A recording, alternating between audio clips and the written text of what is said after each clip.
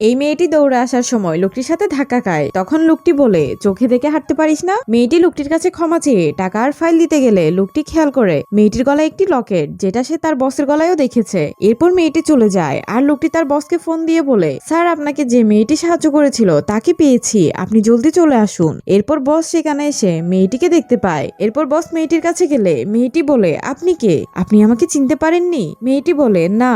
তখন বস বলে, 6 বছর আগে আপনি আমাকে টাকা দিয়ে সাহায্য করেছিলেন। মেয়েটি সেটা ভাবতে থাকে আর তার মনে পড়ে গেলে লোকটিকে চিনতে পারে। এরপর বস মেয়েটিকে এটিএম কার্ড দিলে মেয়েটি নিতে চায় না। তখন বস মেয়েটিকে জোর করে হাতে দিয়ে দেয়। এরপর বন্ধুরা কি হয় সেটা দেখার আগে তুমি যদি তোমার মাকে ভালোবেসে থাকো, ভিডিওতে লাইক দিয়ে চ্যানেলটি সাবস্ক্রাইব করো এবং কমেন্ট করে জানাও 2+2 কত হয়। এরপর বস বলে, আজ আমার যা কিছু হয়েছে সব আপনার অবদান। আজকে থেকে আমার সব সম্পত্তির 50% আপনার। এটা শুনে মেয়েটি বলে, এসবের কোনো দরকার ছিল না। তখন লোকটি বলে, আজকে থেকে আপনি আমার সাথেই থাকবেন।